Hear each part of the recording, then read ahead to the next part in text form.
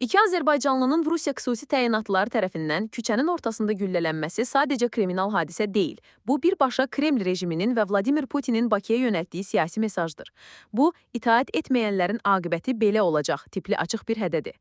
Yekaterinburqda baş verən bu qanlı əməliyyat təkcə insan həyatı almadı. Putinin avtoritar rejimi Azərbaycan-Rusiya münasibətlərinin təməlini sarsıtdı.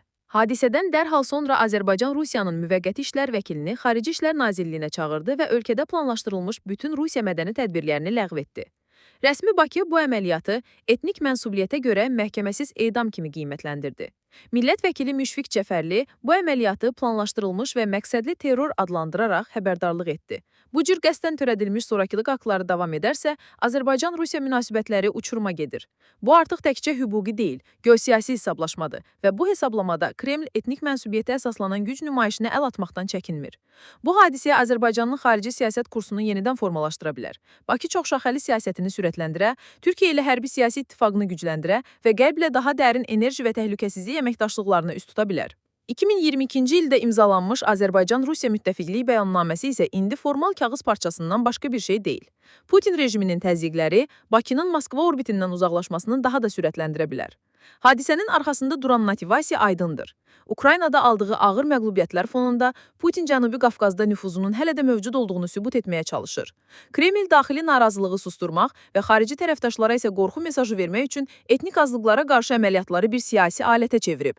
Bəzi analitiklər düşünür ki, bu hadisə birbaşa Putinin Bakıya qarşı cəzalandırıcı diplomatiyasının bir parçasıdır.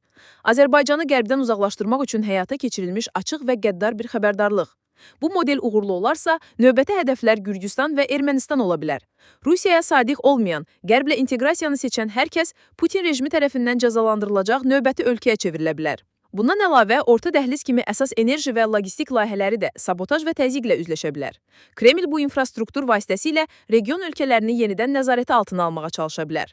Yekaterinburq hadisəsi bir şeyi açıq göstərdi. Cənubi Qafqazda stabillik dediyimiz şey Putin istədiyi müddətcə mövcuddur.